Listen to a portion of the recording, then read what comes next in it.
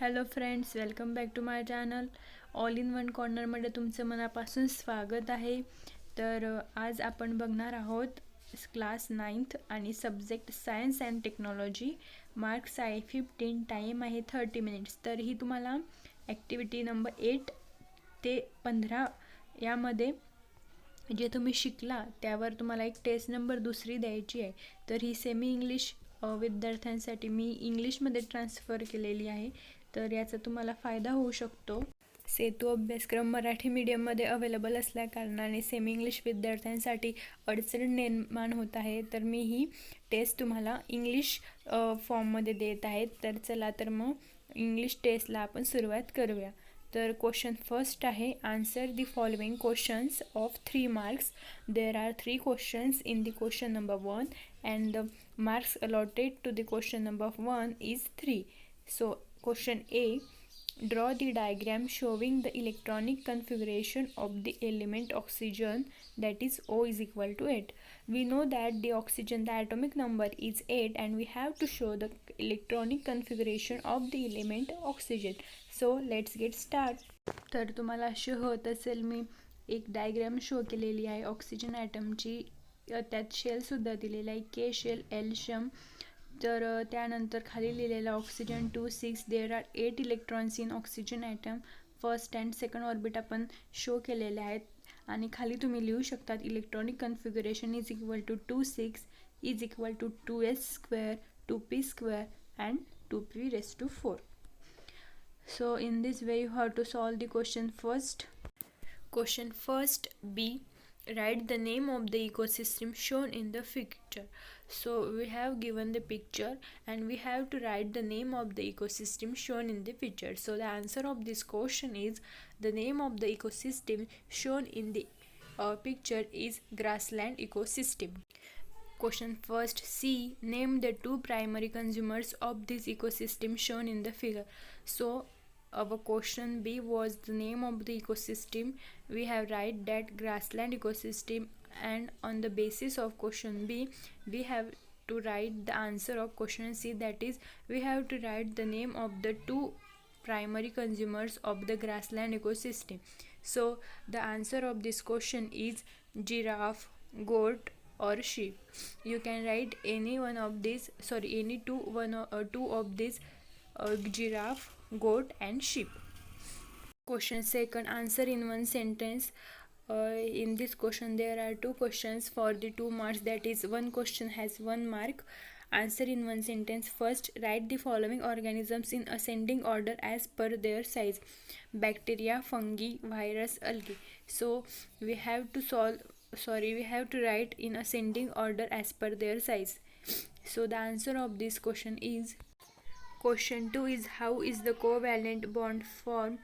So the answer of the how is the covalent bond formed is, the covalent bond is formed by the sharing of valence electrons from the outermost shell of 2 atoms with each other. So the answer of the how is the covalent bond is presented. So question 2 is completed. After that, question 3, read the paragraph and write the answers to the question of 2 marks. So we have to read the paragraph and write the answer. So I am reading the paragraph. Raju is a 6-year-old boy who lives in a village with his family. म्हणजेच राजीव हा 6 वर्षाचा मुलगा आहे आणि तो एका गावामध्ये त्याच्या कुटुंबासोबत राहतो. His father works in a factory, म्हणजे त्याचे वडील हे कारखान्यात काम करतात. The father has been coughing for more than 2 weeks. त्याच्या वडिलांना 2 आठवड्यांपेक्षा जास्त दिवस झाले खोकल्याचा त्रास आहे. And is now bleeding in his sputum and also has lost weight. आणि त्यांचे ब्लिडिंगसुद्धा म्हणजे रक्तसुद्धा जात आहे आणि त्यांचे वजनसुद्धा कमी झालेले आहेत. तर या पॅराग्राफवरून आपल्याला खाली 2 प्रश्न विचारले आहेत, त्यांची आपल्याला उत्तरे द्यायची आहे. So the first question is, which disease Raju's father may have. म्हणजे राजीवच्या वडिलांना कोणता रोग असू शकतो. तर याचे आन्सर आहे TB म्हणजेच tuberculosis.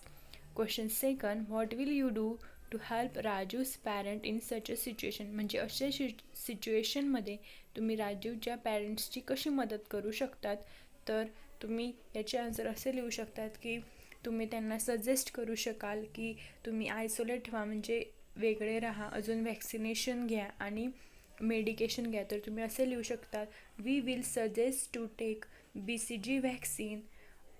After that we will suggest to do isolation and to take medication like DOT. So you can write as, I will suggest isolation for them. I will give advice to do vaccination of TB. I will suggest to take BCG vaccine and also insist for medication. Question 4. Complete the food chain of 1 mark. So the answer is grass, grasshopper, then next frog, and next snake. Question number 5. What will happen? Yogurt or buttermilk is kept in copper or brass vessels.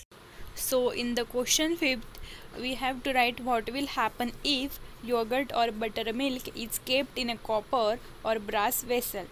तर तुम्हाला यात लिहायचं आहे की जर तुम्ही दही किंवा ताक जर तुम्ही कॉपर वेसल किंवा ब्रास वेसलमध्ये ठेवलं तर काय होईल. तर याचा आन्सर आहे buttermilk spoils if kept in a copper or brass vessel because buttermilk is actually lactic acid.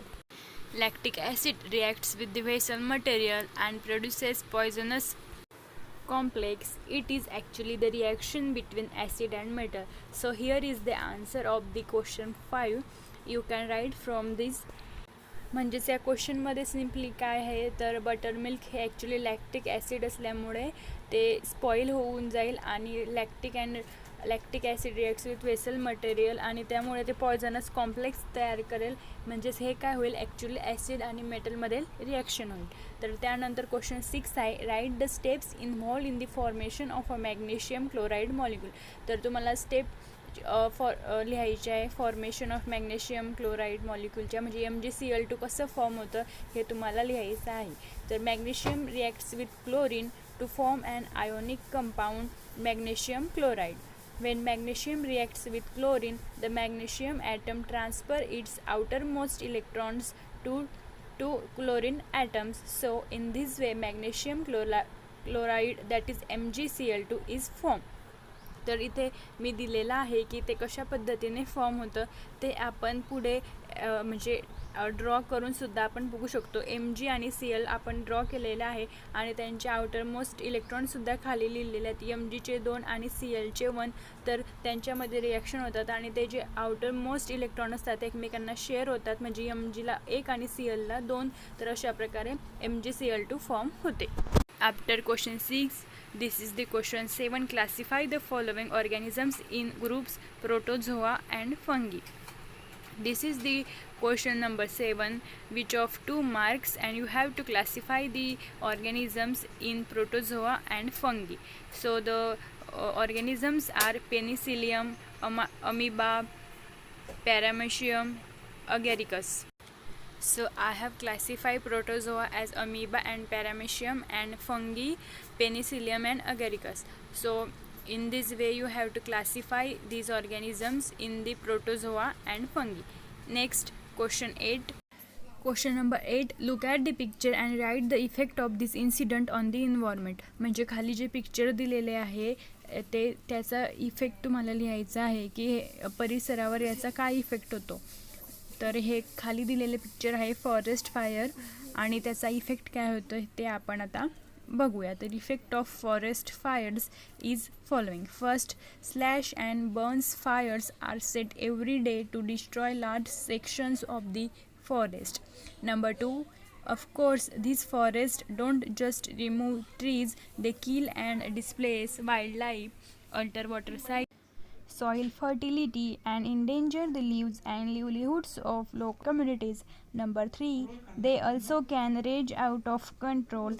Number 4, these causing flooding and landslides. These are the effects of forest fires. In this way you can write effects of forest Fyers. तुम्ही तुमच्या मनाचे सुद्धा effects लिहू शकतात. मी इथे 4 list केलेले आहेत इफेक्ट्सचे. तर अशा प्रकारे आपण 9th स्टँडर्डची टेस्ट नंबर 2 सॉल्व केलेली आहे. ही सेमी इंग्लिशच्या विद्यार्थ्यांसाठी उपयुक्त ठरेल. तर अशा प्रकारे तुम्हाला ही सॉल्व करायची आहे. तर विद्यार्थी मित्रांनो, अजूनपर्यंत तुम्ही सबस्क्राईब केलेलं नसेल तर सबस्क्राईब करा, बेल आयकन प्रेस करा, जेणेकरून पुढील टेस्ट नंबर 3 वगैरे तुम्हाला इझिली अवेलेबल होतील. आणि तुमच्या वर्ग मित्रमैत्रिणींनासुद्धा शेअर करा, त्यांनासुद्धा याची मदत होईल.